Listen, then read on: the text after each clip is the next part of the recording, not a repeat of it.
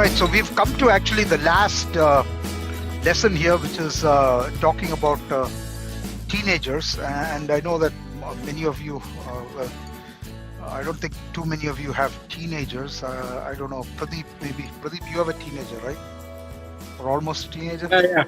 No, one teenager and one who already almost is. Okay, one who acts like a teenager.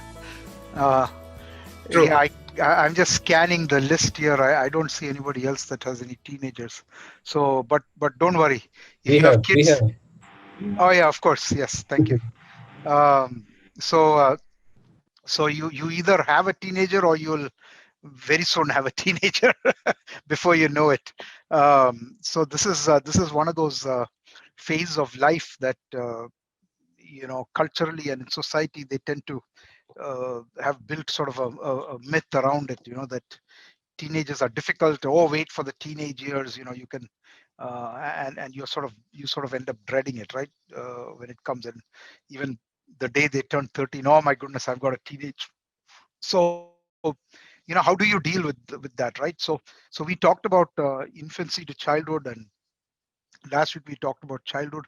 So today we'll talk about teens, and then next week we'll do one more class where we'll basically just do a Q&A. So I'll send out a pigeonhole just to wrap up the session, and any topics that I hope some of you have been practicing some of these things.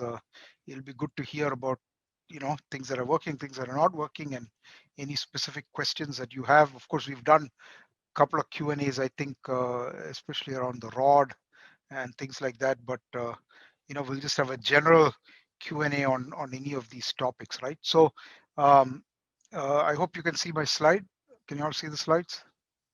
So yeah, thank you. So as we've been doing with the others, there's two chapters, right, on each of these phases of childhood, and teenagers is sort of the last phase of your parenting. Okay, so whether we like it or not, God has ordained that we have about roughly 17 or 18 years as parents, and then your kids are sort of gone, right? Of course, that doesn't mean that you completely get out of their lives. You will still be very much involved, certainly, but from this point on, once they go to college and they become much more independent, certainly your relationship switches one from sort of a parenting relationship to sort of an advisory and kind of a relationship, which is very different. So we have to consider that God, when He gives us this children, God has ordained. I think He ends this chapter 19 with this statement that says God intends for parenting to be a temporary task. Okay. Yeah, you will always be a parent. You'll always be the parent of your children. You'll be known as their parents, but the task of parenting is for a season of life, right? It's from the time they're born to roughly that 17 to 18, and then it sort of diminishes, and then it takes a completely different form. And then, of course, once they are on their own and they establish their own families, certainly you'll have a role to play later on, especially as they have children and you become grandparents. It's a very different role. You're no longer really parenting them. They may come to you for counsel and advice, and seek your experience and your wisdom.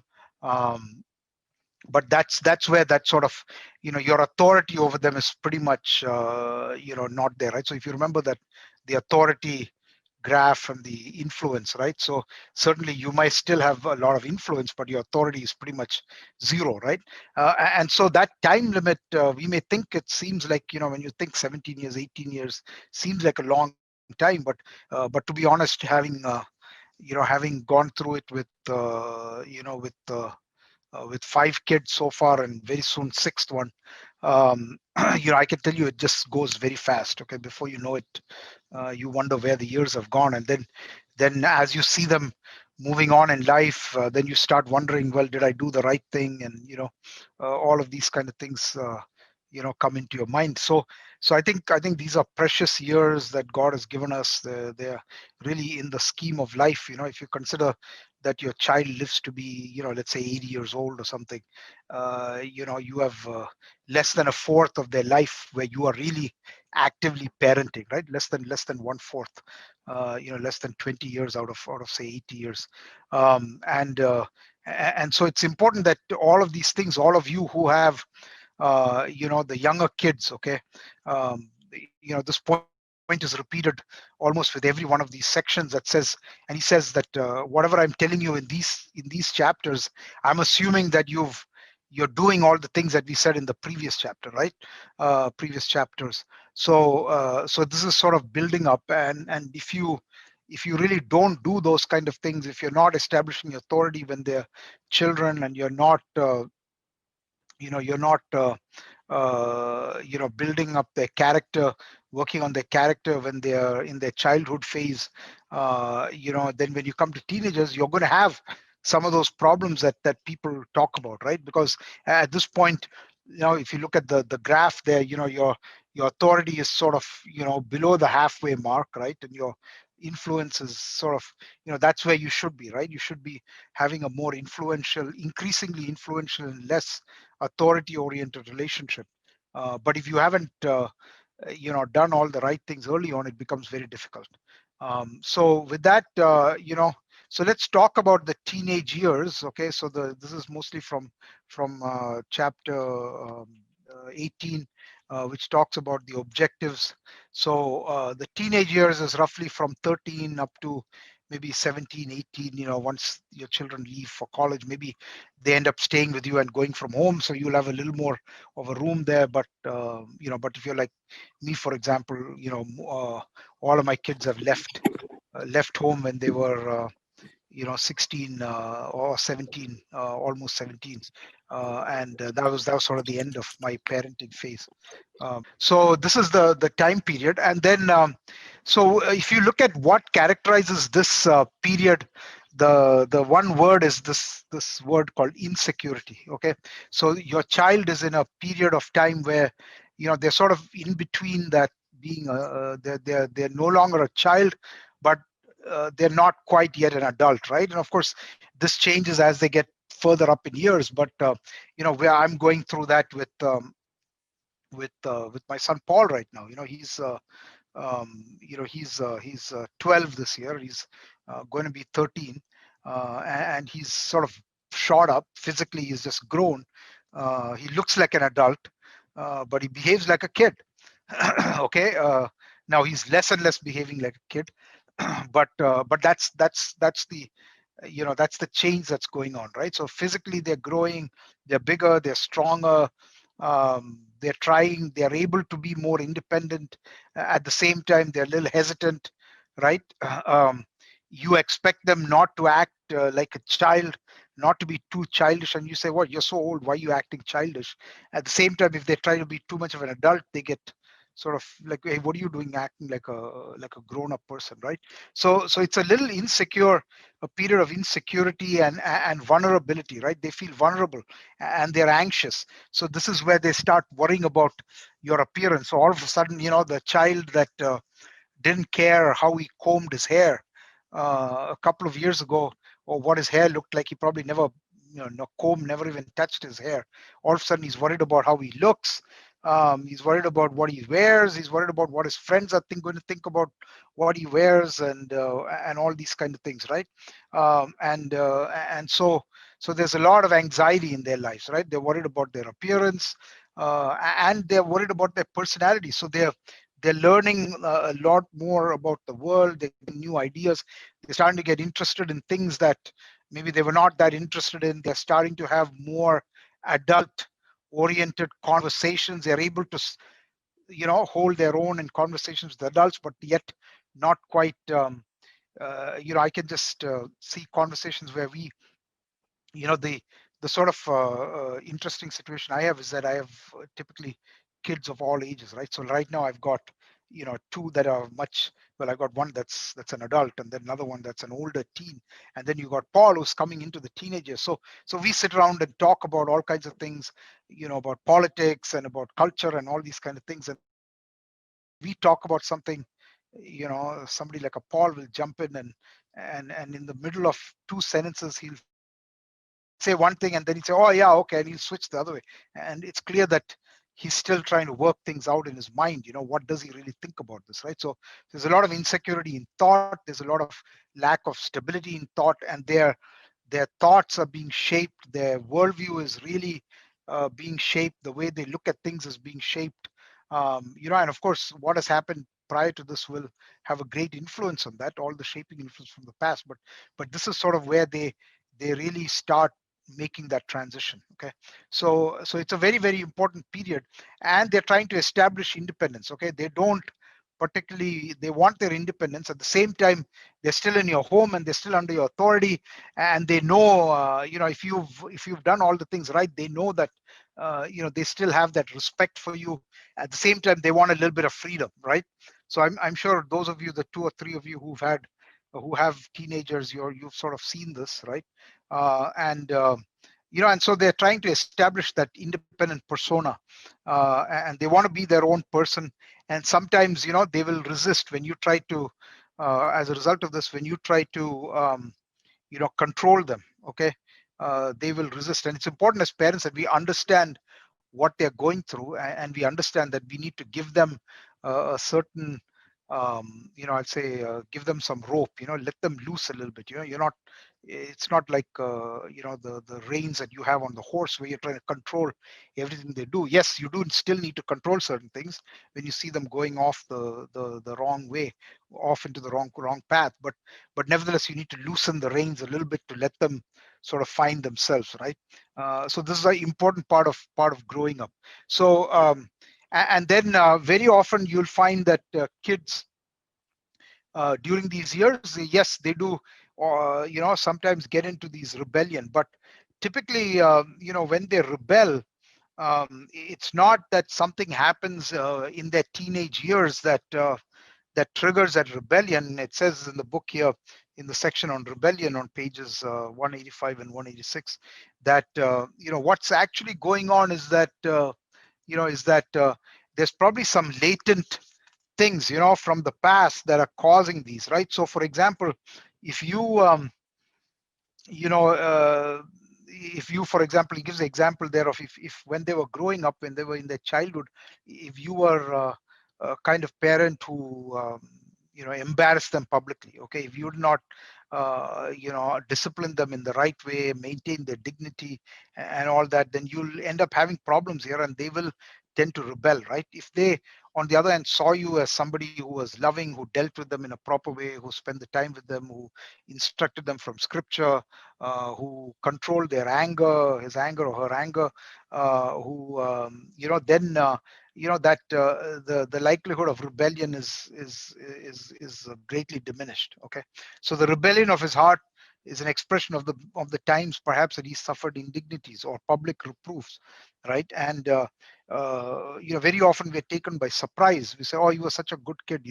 but clearly there's something pent up there that's sort of expressing itself as this child becomes more more independent. Okay, so it's a very interesting point in their life. So in the book he talks about three goals. Okay, what are the goals? And we've looked at the goals for each of the other ones. I'm going to just jump ahead in my slide here. So you saw there that the first in the first phase, which is infancy to childhood, which is from birth to roughly about 5, 6 maybe, but generally around 5. The goal, okay, is your goal of shepherding is to teach the child that he or she is an individual under authority, and the focus here is obedience, right? In the childhood years, from roughly around 6 to 12, 13, it's about developing character, right? So you're teaching them, you're giving them work to do, you're testing them in this, you're giving them instruction, in terms of their dealings with their siblings. I had this morning just at breakfast, okay, I had an opportunity to have a little talk with Josiah and Danny, because there was an episode of lack of kindness which deteriorated into one guy pinching the other. I won't say who pinched who. You can use your imagination. But it started off with words, and then it graduated into, arms going back and forth, and then ended up in pinching. And I happened to see it and called them both over, and we had a nice little talk, and we talked about some verses from the Bible and things like that. So it's using the opportunities in life, when you're sitting down, when you're standing up, when you're walking by the wayside, using these things to build character qualities, right? And then we'll come to teenage years now. So what is the goals of the teenage years? So he gives three things. He calls it the foundations of life, right? Okay, so let's just look at this passage here. I'll just read it out. Proverbs chapter 1, verse 7 to 19. So Proverbs 1, it says, the fear of the Lord is the beginning of knowledge, but fools despise the wisdom and instruction. My son, hear the instruction of your father, and do not forsake the law of your mother, for they will be a graceful ornament on your head and chains about your neck. My son, if sinners entice you, do not consent. If they say, come with us, let us lie in wait to shed blood, let us lurk secretly for the innocent without cause, let us swallow them alive like Sheol, and whole like those who go down to the pit. We shall find all kinds of precious possessions. We shall fill our houses with spoil. Cast in your lot among us. Let us all have one purse. My son, do not walk in the way with them. Keep your foot from their path, for their feet run to evil, and they make haste to shed blood, surely in vain. The net is spread in the sight of any bird, but they lie in wait for their own blood. They lurk secretly for their own life. So are the ways of everyone who is greedy for gain. It takes away the life of its owner. So we find these sort of three things, three principles, which the author here characterizes them as the sort of foundations of life. And in fact, they are very foundational.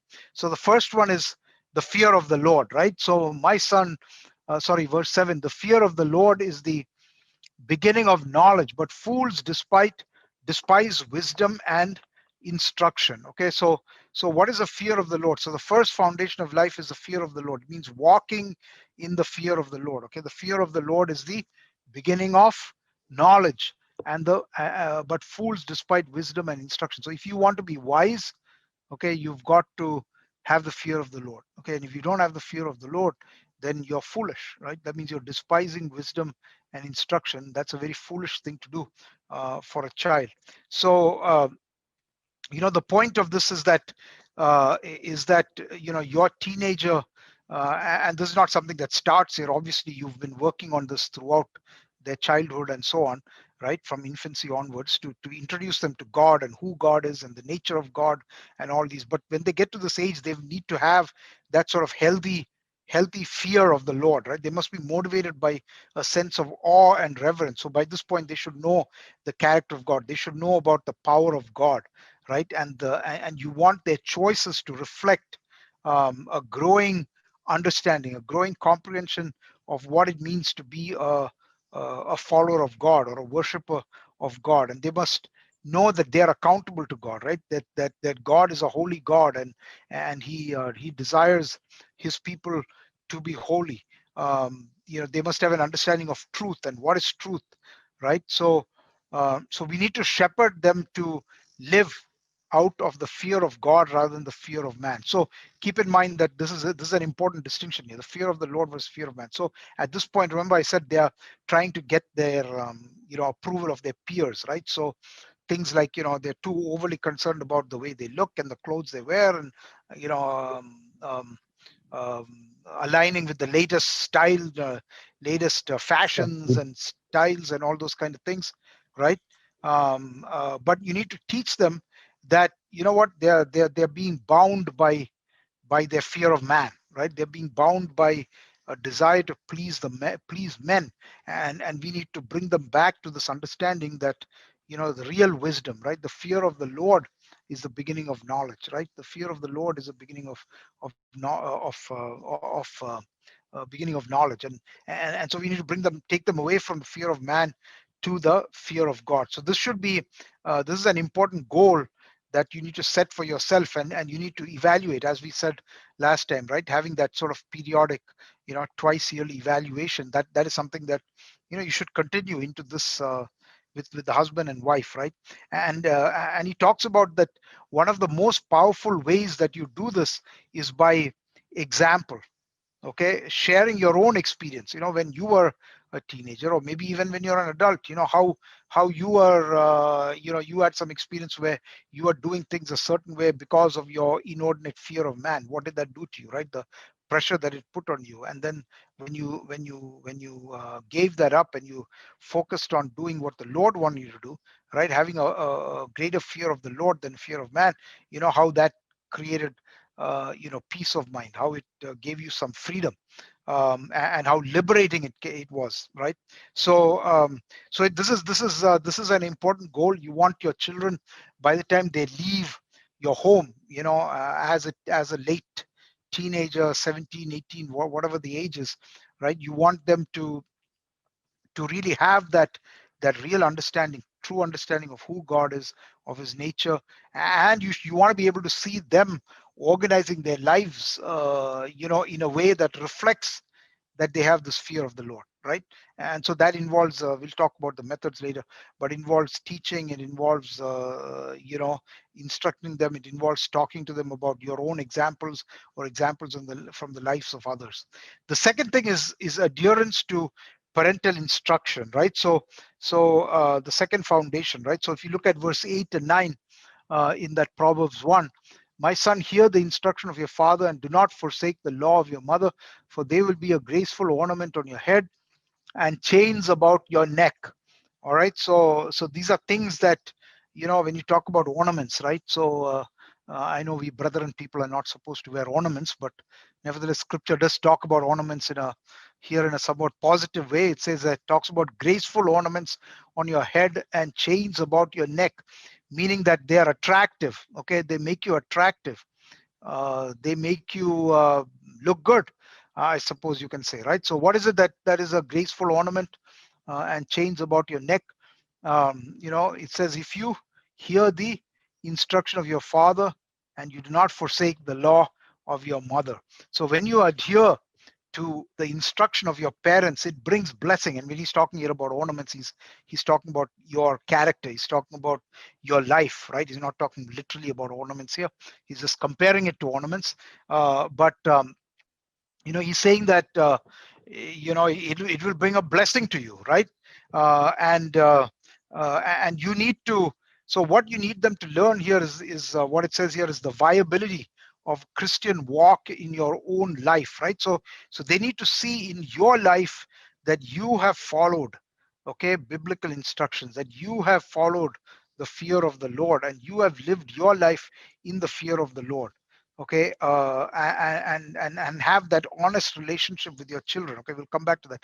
But this is why, I keep going back to this. Whether it's parenting, whether it's how you deal with your money, whether it's any of these things. Okay, ultimately, it all comes back to your walk with the Lord. Okay, so how is you cannot expect your children to be any more any better in their walk with the Lord than you are. Now, by the grace of God, by the mercy of God, maybe in some cases, of course, we know that there are people who've grown up not even in Christian homes, who God in His mercy has redeemed and made them better people, right, than their parents or their father. Maybe their father was an alcoholic, whatever, right? And certainly, we hope our children will be better than us. But I would say those are sort of rare. Okay, it's very rare that you see somebody become sort of, that their walk is much more mature than their own parent. Okay, typically what you'll find is with each generation it goes further down. Okay, and yes, they will of course learn something and practice it, but they sort of don't necessarily have that same zeal that you have. So you can imagine, if your level of your walk with the Lord is down here, where your children are likely to be. Okay, now I'm not saying this is always the case. As I said, there are always exceptions, but don't count on that exception. Okay, your responsibility, my responsibility as a parent, is to model for them a walk with the Lord. Okay, and they need to see that the Christian walk works. right? And they're going to see that in your life. So how do they know to deal with trouble later on in their life? It's when they see your life. In fact, you know, when I'm talking to some of my post teens, I guess those are no longer teenagers, and some of the struggles that they've been having, one of the important things I can go back to is tell them about my own example. Hey, you know what, this is, yeah, I went through a difficult time, and this is what helped me overcome it, right? Because he talks about it a little later, and we will as well, that your children will have doubts. Okay, they will have doubts about their faith.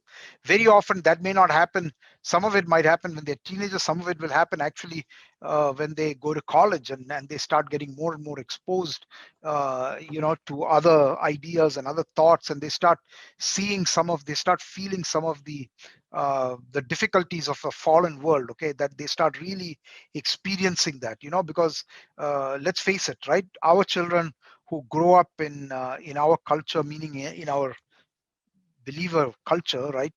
They've grown up at home, they've grown up with Sunday school, they've grown up with friends who are from similar families.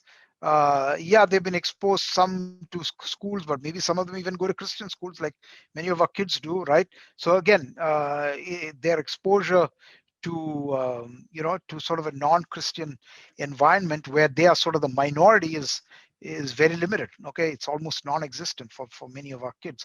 And so once they go out, they're going to face some questions, right? And to the extent that they can see, okay, and they will have doubts. Well, is this stuff all real? I mean, is this stuff really work? Right? And what's their best example of knowing that yes, it does work, is by looking at their own dad and mom and their own family, and seeing how the family has overcome difficulties and problems in their life. And what you want is to have your children um, see this sort of a vibrant Christian walk modeled in their life. And then honesty, right? So you have to be honest. So very often we as parents want to be, we have this facade of being perfect, right? And we try to cover up our own faults. We try to rationalize our own failures. And when your child is a teenager, as I said, they're starting to think on their own. Okay, it's no longer that there's an age where dad is the hero, or mom is the heroine. Okay, and whatever they say is, they'll accept it without thinking twice, right?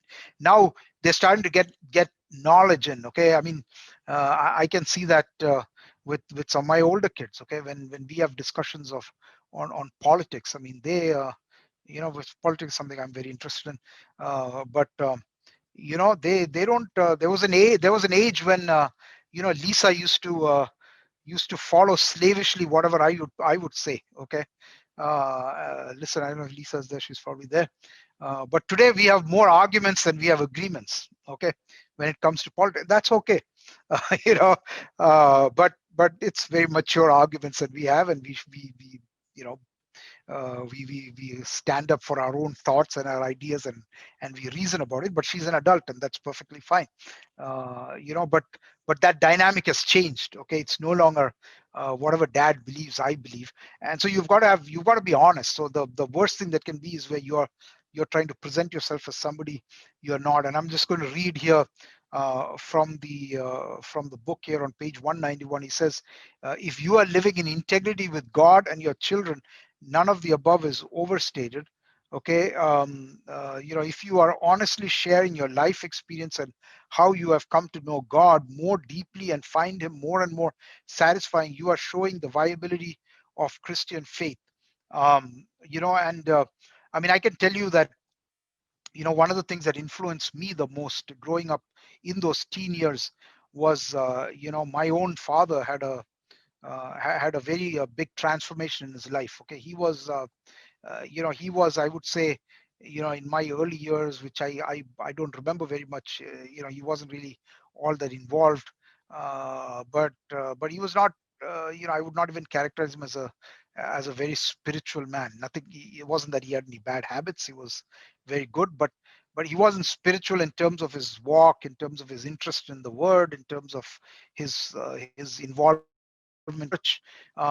In fact, I can't even remember, in my early childhood, I don't think I even remember my dad ever getting up in church and sharing a thought. Okay, I don't have any memory of that, any recollection, because I don't think it happened. Okay, and I've heard about this from my mom about his early years and all that, right? And it was very, very different. And then somewhere along the way, the Lord got a hold of him and he transformed himself, and he became a voracious reader. Okay, and he ordered some invested a ton of money in some 200 yeah, some 200 300 books. Okay, all kinds of commentaries and Bible dictionaries and um, books on doctrine and prophecy and everything. And he would literally get up every morning at 5 o'clock in the morning, and he would start with one book, and he would read through it and he would finish it, and then he would go on to the next one, and he literally read through all those 200 or 300 books, okay, during his lifetime, probably more than once. And that happened about the age. And there was a time for about 4 years where we were separated, in that he was in the Middle East and we were here in India. And so I never and that transformation happened during that time. And then at the age of about 12 11 12, just as I was getting into teenage years, was when we all came back and were living together in the Middle East. And so I got to see that phase, and that had a tremendous impact on me.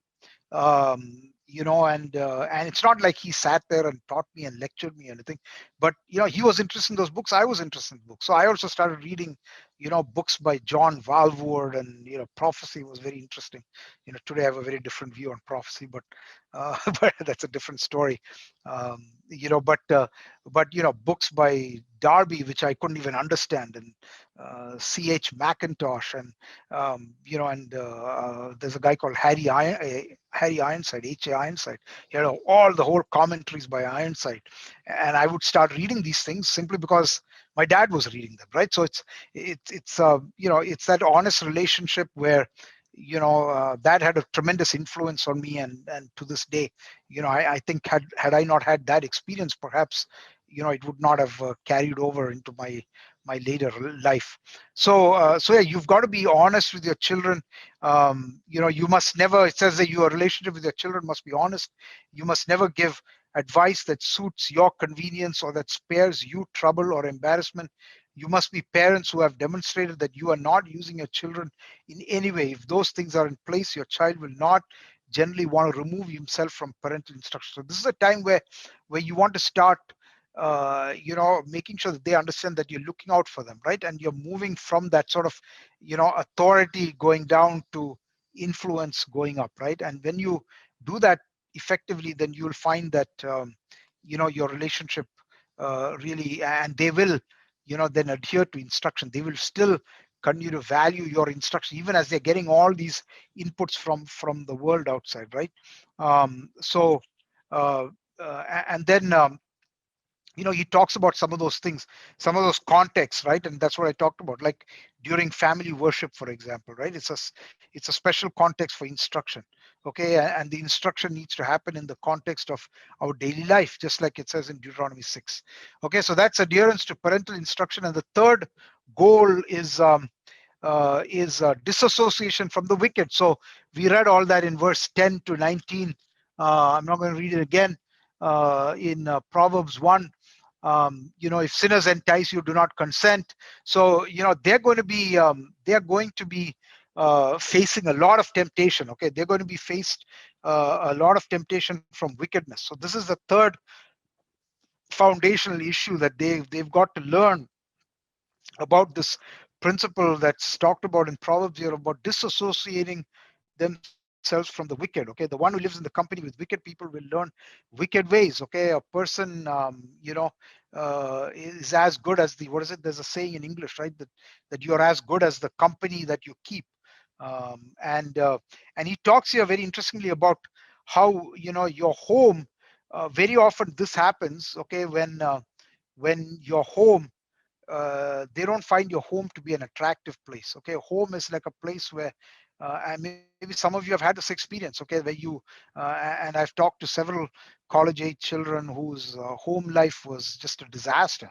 Okay, the parents were either never at home together, or they were fighting with each other, they were bickering, the marriage wasn't strong, they were taking it out on the kids, there was sort of physical abuse, verbal abuse, and so they didn't want to go home, and they're not getting that love, and the home is not a safe space anymore, and so obviously they look for love in other places. Okay, and that can be with your friends, and that's when you find a lot of these young people, okay, in ninth and 10th grade, especially boys, even girls, to some extent, getting into things like pornography, and finding love in all the wrong places, as the saying goes, right?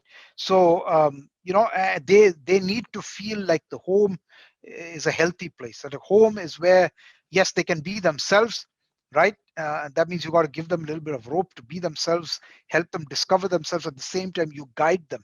Okay, and we'll talk about that later. So you guide them in the right way, but you need to also, it shouldn't be a place where you're constantly sort of berating them, where they just feel like, oh, I'm going home now, my mother is going to be shouting at me, or my father is going to come home from work and he's going to be shouting at me, right? So these are the three goals that you have. Okay, to establish in their hearts the fear of the Lord, to to ensure that they adhere to parental instruction, because they see that it brings a blessing, because they see the value in your own life, and to have that because you have that honest relationship. And then the third is to disassociate from the wicked, and find a shelter, okay, in the home, so that they don't that they're not lacking something that they're going to then try to fill from somewhere else, and you don't know what that somewhere else is, or who that somewhere else is, and what their values are. And that's typically where kids go really get go really astray. So that's the goals. So now, what are the procedures that you follow, okay, in these teenagers? So the number one thing is, that he spends quite a few pages here in chapter, whatever this chapter is, chapter 19, is the internalization of the gospel. Okay, so keep in mind, we've been talking about the centrality of the gospel, right? Shepherding is about the centrality of the gospel, and you started when they were an infant. Okay, when they were an infant, you started with telling them about God and about sin, right? And when they go from infancy into childhood, you want them to do so with a real clear understanding of sin, a clear understanding of God, or a more clear understanding of God, and also starting to understand Christ and his work, right? And then when you get into childhood, you're building on that, right? You're building on that. They're beginning to see more of God. They're beginning to understand more of the gospel. And here, what needs to happen in the teenage years, are the prime age where you will find more of your children. Now, some of this might happen earlier, some of this might happen later, but typically, for children born into Christian homes, this is typically the years where you'll find them really having what I'll call a salvation experience, right? And internalization of the gospel means to develop that identity, okay, autonomous, their own individual identity as a person who is under God. And there's some very I'd encourage you to read this section here on page 198 and all the way through 200, where it says that, now we have a work to do. Okay, God has put us put these children in our families, in a believing family, because again, given us this job to tell them the gospel, to help them understand the gospel from the day they're born, right? But you can't make this happen. Okay, this internalizes, making the gospel their own, coming to salvation. In fact, he talks about the fact that that nowhere does God promise that he will save your children. Okay, save meaning save unto eternal life. Okay, because nor does he say that if you raise sorry nowhere does it say that if you raise your children right, that he will save them. Okay, that is something in the sovereignty of God. But we have to train them, we have to teach them the gospel, and of course spend a lot of time in prayer. But it's the Holy Spirit, okay, that has to work in their heart to internalize this gospel, right? Um, and uh, um, you know and and this is our goal, is we want our children, we all of us want our children to embrace the claims of the Christian faith, yes, but we want them to truly be saved not because of ritual. So what happens at this age is that we start putting pressure on them to do the right thing. Okay, this is where a lot of that pressure happens about, well, you need to get saved or you need to get baptized before you go off to college, right? It's not the right thing to do. I mean, we have a, I think our churches, our assemblies are littered with young adults who were never truly saved, sad to say, right? Because they were forced into it and they did things because that's what was culturally accepted. Okay, but you want them to internalize the gospel. Okay, you want to lead them in a path of deepening understanding and commitment to God, which starts, from the day they are born and then culminates ultimately, God willing, in them, making it their own. Right? That's what our desire is, and we commit that desire to the Lord, and then we work towards it, do our part. Okay, and he makes a very, very important point here. He says, the gospel, I'll just read this on page 199. You have reason for hope as parents who desire to see your children have faith. The hope is the power of the gospel. The gospel is suited to human conditions. You've been teaching them about the human condition, and then the gospel becomes the automatic answer to that, right? The gospel is attractive. God has already shown great mercy to your children. He has given them a place of rich privilege. He has placed them in a home where they have heard his truth. So the very fact that God has placed your child under your care in a godly home, in a home that where the parents are believers in Christ, the parents are living according to the word of God, that itself puts that child at a big advantage over somebody who's born in a different culture or a different religion or a different circumstance with different parents. It's not, of course, we know by experience that an example that God saves those people too. Okay, but they take a very different path, don't they? But God has placed these children here in this home. That's his mercy on them. Okay, he's given them that opportunity to hear the gospel from day one, and of course he will hold them to account, right, if they reject it. So not only that, they have seen. Okay, why do more of the children of believers become believers? Because it's not like they've been indoctrinated, but they've seen the power, the transforming power of the gospel in the lives of their parents, in the lives of their fellow believers, right? They've been under that influence. They've been studying the word. They've been immersed in the word, and that does have an effect, right? But again, you want to make sure that it's their own, right? That's the goal here. That's what we mean by internalization of the gospel, right? So it requires the work of the Holy Spirit. It's the fruition or the fruit of shepherding them in the early years, and it's coming to maturity as persons who know and worship God.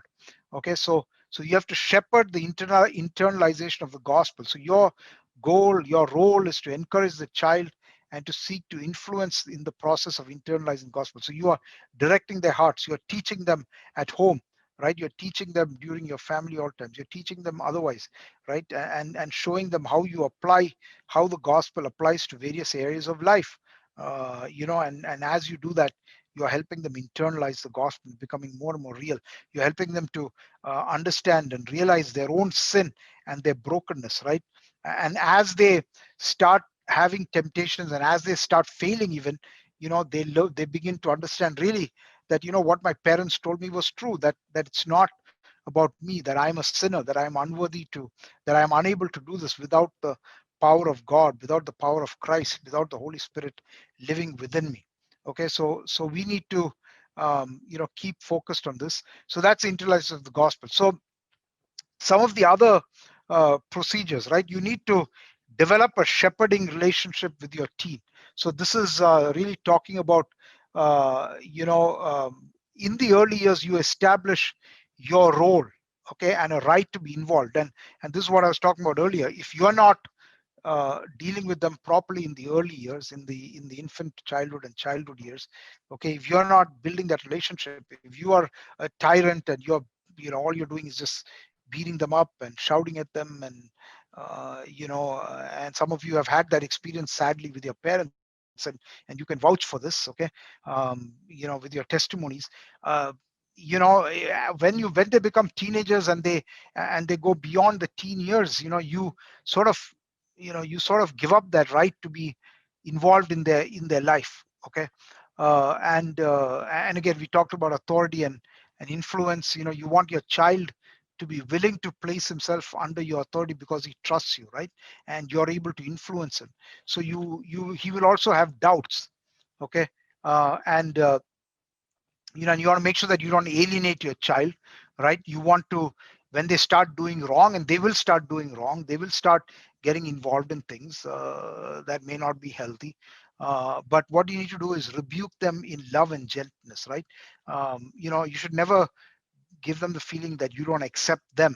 Okay, it's not about them, it's about their behavior, it's about training them, it's about taking them back to scripture. You don't want to make them feel like a fool. You want to reason with them and show them from your own life why they need to follow the instruction that you've given to them, right? And then they will have doubts, okay, during this period. So I talked about that, and this is in fact, I would say that it's sometimes it's healthier that children go through some doubt, because that means they're thinking about it, right? So children who just follow everything, and they might be the rare case, but typically if they end up not doubting and just doing whatever their parents tell them, it means that there's a good chance that that faith doesn't become their own, and later on when it's tested, everything falls apart because they don't have that foundation. Okay. But they go through this period. Some of them may have doubts in their minds, but they don't want to express it because of the way you handle it. Like very often when children bring up things, how do you answer them, right? Well, you can say that, how can you even think like that? No, you got to acknowledge, yes, they have a doubt, and then sit down with them and work through it, right? Go back to scriptures, take them to the scriptures, teach them, explain to them from your own life, how you did. Maybe you went through those same doubts in your life, and how did you deal with them, right?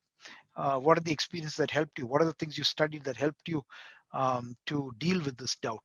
So and then you need to maintain a positive relationship. Okay, maintain positive interaction, be encouraging to them. Okay, and it's got these verses here which I'll quickly read. Proverbs 16 verse 21. Proverbs 16 and verse 21. The wise in heart will be called prudent, and sweetness of the lips increases learning. Okay, we got to be sweet in our lips. Verse 20, the heart of the wise teaches his mouth and adds learning to his lips. Verse 24, pleasant words are like a honeycomb, sweetness to the soul and health to the bones. Okay, so have that encouraging interactions with them. Okay, and it's very important because this helps you to enhance your influence, right? And then the next point is that you develop an adult relationship. So think about how as your children grow, you need to have that adult relationship. Okay, so just the kind of way that you would deal with your, very often we have this issue that we think of our kids as little kids. Okay, and even when they're teenagers, we deal with them like we did when they're 8 years old. Okay, it needs to change. Okay, you need to have more mature conversations with them. You need to have more discussions with them. You need to have more sensitive discussions, show some sensitivity towards the fact that, yeah, they're coming into adulthood. They may all of a sudden start asking you about things that they never asked you about before, or show interest in certain subjects and topics that they never did before. That's a sign that they're trying, to get into that adult world, right?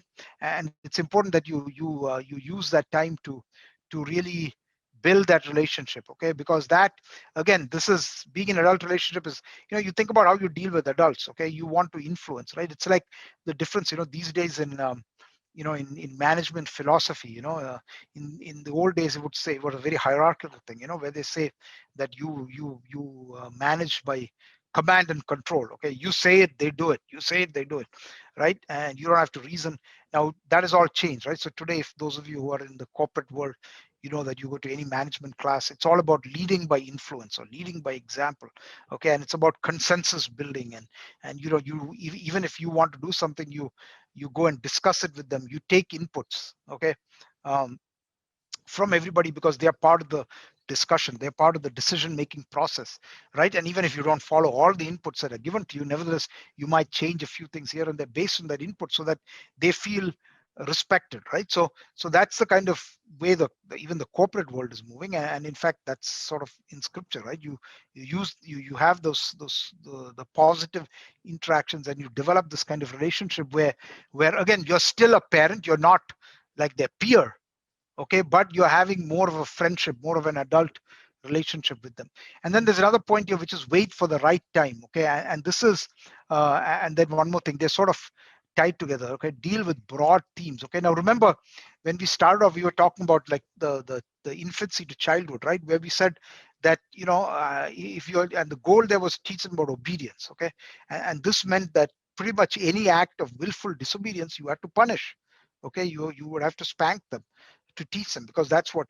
Now when you come here, your children are going to do a lot of things, okay. And sometimes we have a tendency to jump on them for everything they do. Oh, how can you do that? Oh, and this can frustrate your teenager.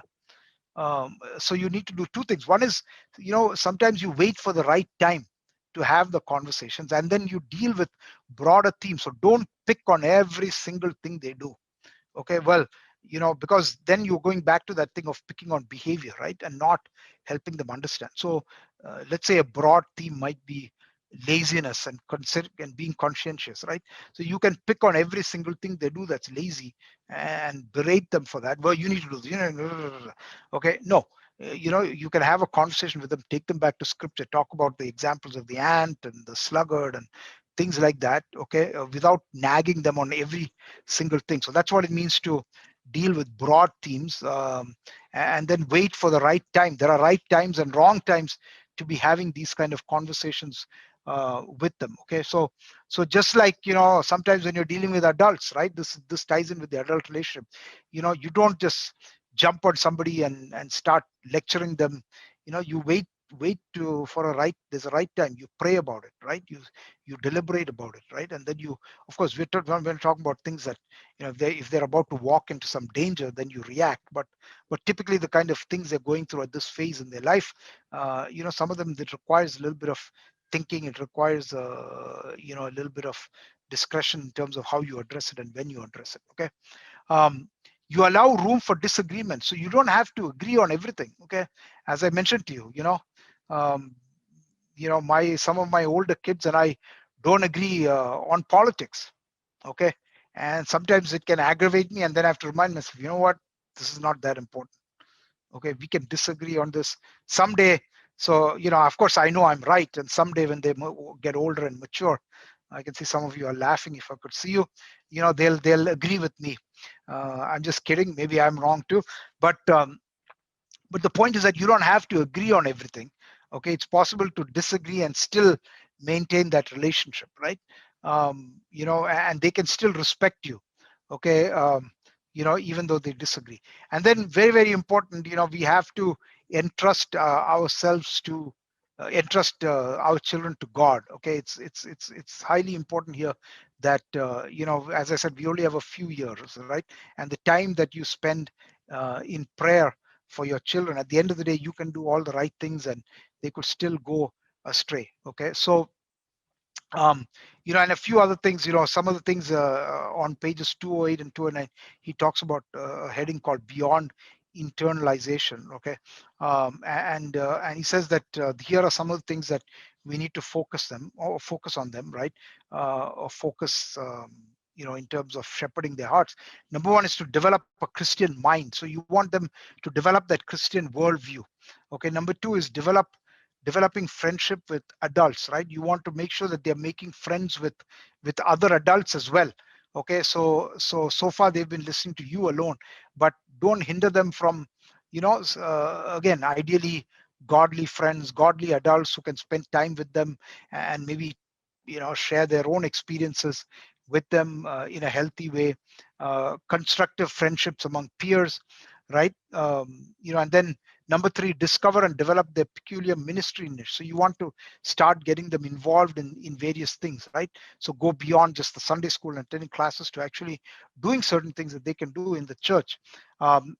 Determine a career in which they can fulfill the mandate to support themselves and share with others in need. So So you want to be a facilitator here. You want to start having the conversations with them about, hey, what are you interested in? Or, hey, you know what, I see that you're interested in this. Okay.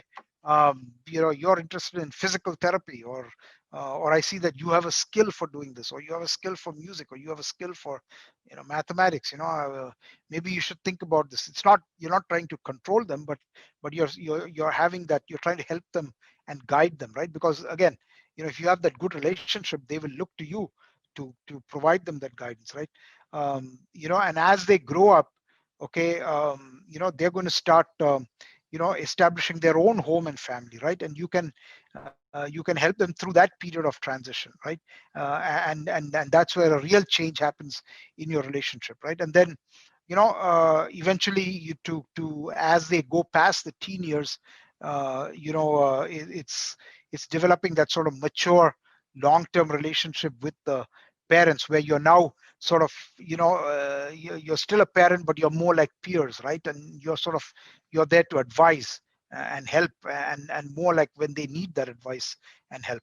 So these are just some important things to keep in mind. So as we said, we looked at this earlier. So the teenagers, very important time in life. Fear of the Lord, adherence to parental instruction, and disassociation from the wicked. These are things that that are the objectives, and important that you look at where your teenager is with respect to these objectives, and work towards achieving them. Okay, so that's pretty much what I had for today. I don't know if anybody here, maybe Charlie, I don't know if you want to talk a little bit about your transition. I guess it's fairly recent. I don't know if you've seen a lot of some of the stuff we've been talking about, with your teen, or starting to see them maybe. Yeah, with regard to Georgie, he's someone who has been reading a lot. So even Hmm. before he got into his teens, so I had always felt that he's someone who knows a little beyond his age. Hmm. But now, anyway, he's in his teens. So So is that because you read a lot? yeah, I guess. Yeah. Yeah.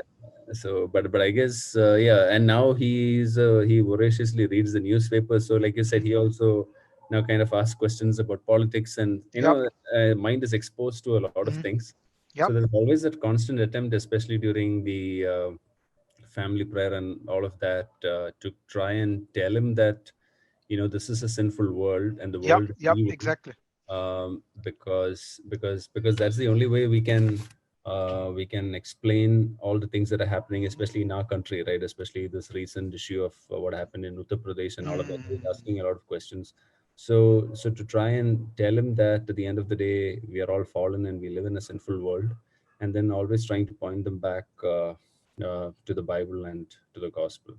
So that is yeah. So that has been a constant attempt, and yeah, suddenly you realize that the little one that you saw, Hmm. I always think of the day when I saw him first in the hospital. Yeah. And Yeah. now sometimes I look at him and I think, wow, he's asking me all these questions. He's become too big, and sometimes you want that little fellow back. Yeah, I But know, but he's not coming back. Yeah, yeah, yeah. So so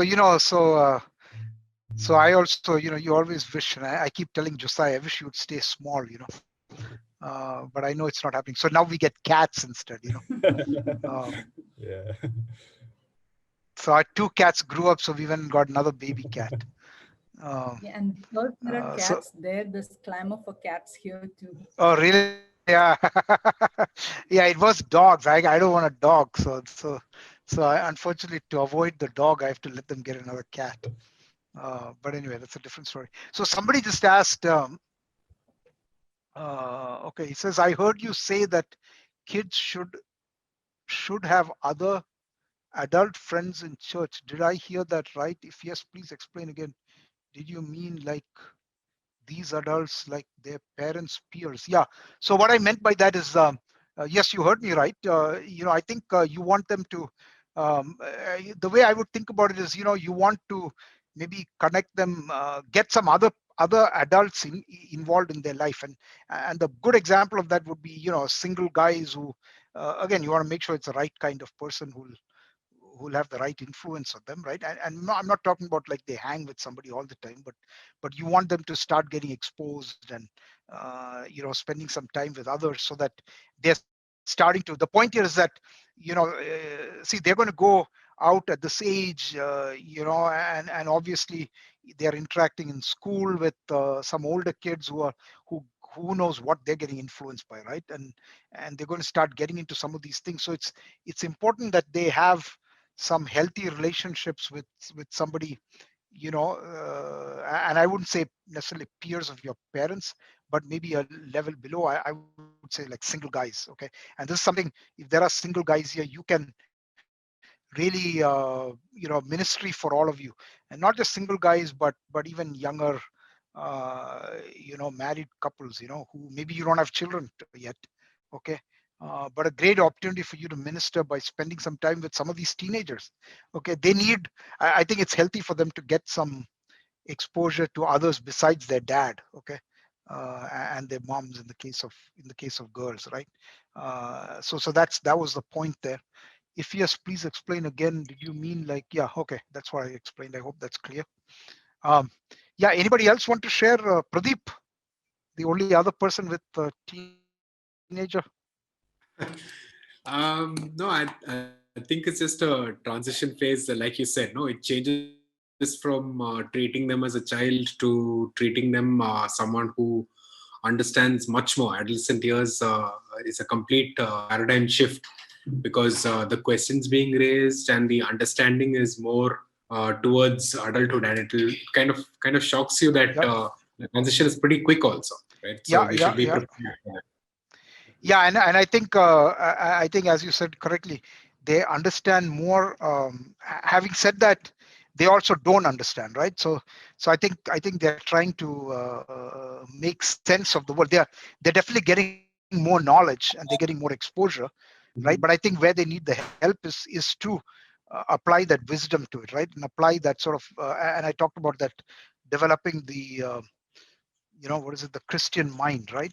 So how does a Christian look at the news? Okay, so it's not just about, oh, what a country, how do you look at some of those things that happen in Uttar Pradesh, right? How do you look at it from a Christian worldview? How do you look at evil, right? And so I think that's where where you need to understand that they're going through this transition. So not get frustrated that, oh, they're getting into all these things and they're reading about rape and all these things, and they'll ask, what's a rape? Sometimes so what I have is, because I have multiple, one guy the older guy who reads will start talking about this stuff, and then the other ones immediately start perking up and wanting to know what is rape. Okay, so you got to sort of explain it from multiple levels here, which can be a challenge. But yeah, I think that's where our role is, to help them understand, right? And it's again a great opportunity to talk about the fallenness of man and the world, as Charlie said, and the gospel and all of these kind of things. Okay. All right. Any others? I think we're out of time, so let's wrap up. Okay, so a couple of announcements. So next week we'll have a full Q&A session. I'll send out a link to a Pigeonhole maybe in a day or two.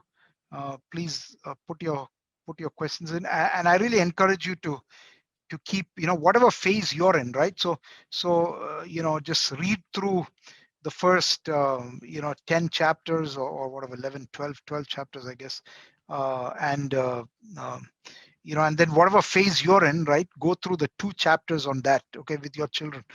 Whatever phase you're in with your children, go through the 2 chapters that are on that particular phase. And the more you read this and internalize it, I think the more it'll help you. And again, as husband and wife, you're meant to be a team. It's parents, right? It's not a single parent. That's not the way God intended it to be. Of course, there are exceptions to that, but work together as a team on this. Okay, helping each other out. Compensating for strengths and weaknesses and so on. And then I think we have Jerry. We have prayer today at 6:30, right? Oh, sorry, 6 o'clock, right? That's right, George Chanya. Okay, so please do join for prayer. We gave a lot of lectures last couple of weeks ago, I think, and we had a good showing. So I hope we don't have to keep doing that. Please do show up. It's just 80-90 minutes of your time. You're already at home. It finishes up before dinner time. So please do make the effort to come and pray. Praying church is a growing church. So looking forward to seeing everybody there. Thank you. Bye. Enjoy your lunch.